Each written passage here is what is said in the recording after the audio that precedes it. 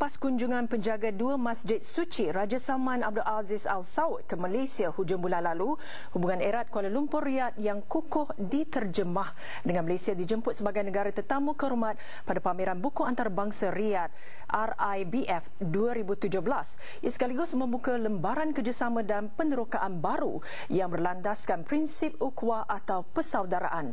Laporannya bersama Mior Abdul Malik Rayani di Riyadh. RIBF 2017 yang masuk tahun ke-9 penganjurannya membuka tirainya semalam dirasmikan oleh Menteri Kebudayaan dan Penerangan Arab Saudi Dr. Adil bin Zaid Al Turaifi. Delegasi Malaysia diketuai Menteri Pendidikan Datuk Seri Mahzir Khalid. Menurut beliau, Malaysia berharap dapat mewujudkan kerjasama baru dalam bidang penerbitan, kesusasteraan dan terjemahan. Ini adalah merupakan satu kolaborasi yang sangat baik di antara Kerajaan Arab Saudi dan juga Kerajaan Malaysia, dan kita mempunyai harapan yang tinggi agar daripada kolaborasi melalui pameran buku antarabangsa ini dapat kita panjangkan lagi persefahaman antara Kerajaan Arab Saudi dan Malaysia dalam bidang buku dan juga dalam bidang budaya.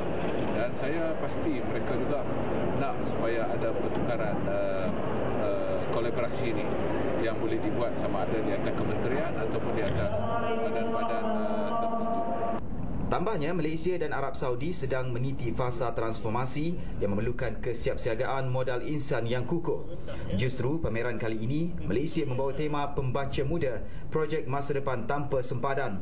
Sejajar Pelan Pembangunan Pendidikan Malaysia PPPM 2013-2025 yang fokus melengkapkan generasi muda dengan pengetahuan dan kemahiran untuk masa depan.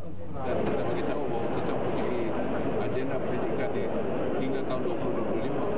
Dan lepas tu kita bagi tahu dia bahawa Yang Berhormat Perdana Menteri telah melancarkan TN50 pada tahun 2050. Jadi ada continuity sehingga 2020. Dan dia pun ada roadmap berkaitan dengan transformasi 2030. Jadi kita boleh share lah dalam masa ini, kita boleh share di antara dua buah negara.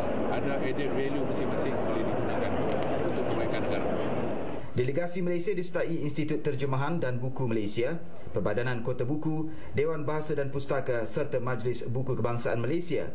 517 judul buku termasuk naskah elektronik e-book daripada 19 penerbit diketengahkan selain tokoh budaya dan bakat-bakat muda.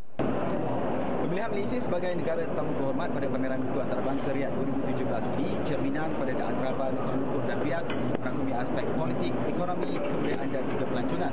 Namun apa yang lebih penting, sejauh mana usaha ini akan melestarikan pemindahan ilmu antara pempamer amnya dan juga rakyat kedua negara khasnya. Lebih lagi ketika kedua negara sedang giat merencana pelan transformasi masing-masing menjelang tahun 2030 dan 2050. Laporan Mior Abdul Malik Rayani, Riyadh, Arab Saudi untuk TV.